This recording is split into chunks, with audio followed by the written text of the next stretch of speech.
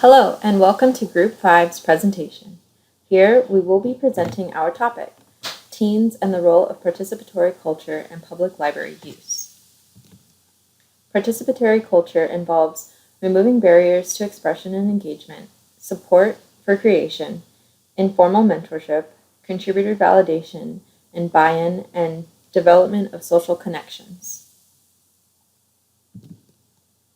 Teens can give input on possible functions for the space and what kinds of furnishings and equipment should be included. They can contribute their ideas throughout the development of the space and can also suggest changes to the layout of the space for greater usability once it has been installed. As policies for the new space are developed, teens can provide ideas and suggestions, ensuring that their needs are met. Staff members need to realize that the participatory experiences are a core value in the library's culture. If there is a separate behavior policy for the teen space in the library, it may indicate that teens are held to a different standard of behavior than other age groups. The enforcement of these policies should also be uniform across different age groups, particularly teens and adults. 3 additional challenges to participatory library service to teens present themselves when technical inequities arise online: the participation gap, the transparency gap, and the ethics challenge. The participation gap, the transparency gap, and the ethics challenge were all thought up by Henry Jenkins.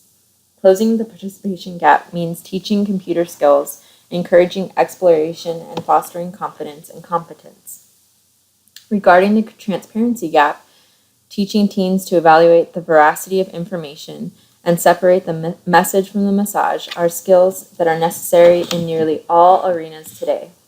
Jenkins writes that asking and working through questions of ethical practices may be more valuable than the answers produced because the process will help everyone to recognize and articulate the different assumptions that guide their behavior. Nina Simone has a book which goes into people's lack of interest in participatory culture. She suggests having the work which people are asked to do be useful to the institution would make the people more willing to join in with the participation culture.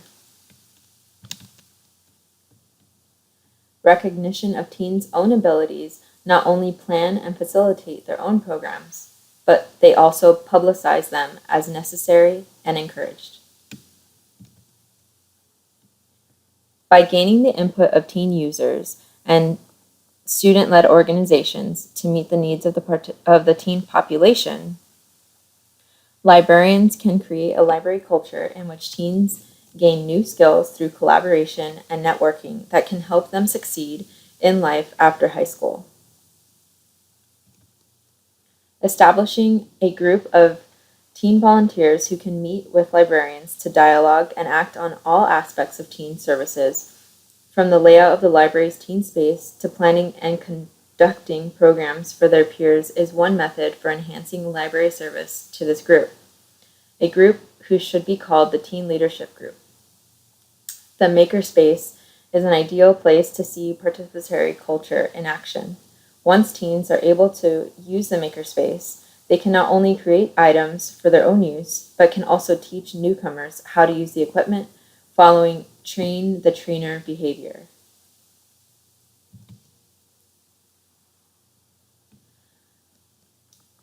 It is easy to make assumptions about what teens want and need, but unless they are actively consulted, those assumptions may be incorrect. Teens will appreciate being listened to and respected.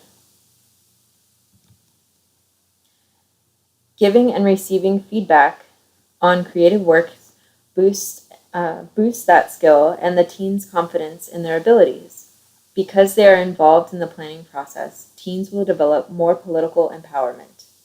Gamers are more open to taking risks and engaging in competition, as well as collaborating with others and being willing to revise earlier assumptions, traits that will help them in the job market. By gaining the input of teen users and student-led organizations to meet the needs of the teen population, librarians can create a library culture in which teens gain new skills through collaboration and networking that can help them succeed in life after high school. This refers to 4 opportunities for participation both in the library and cyberspace. This is most obvious in the performance space, where users potentially have access to writing, sound, and video tools that support their creative activities, as well as access to professionals who can instruct them if needed.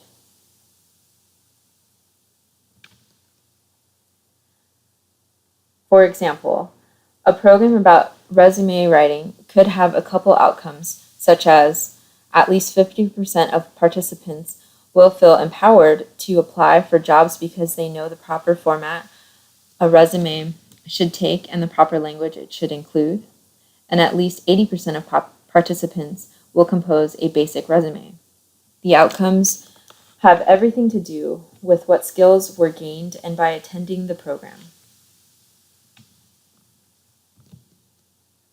Ultimately, the goal of greater teen use of the library is to create the next generation of library users.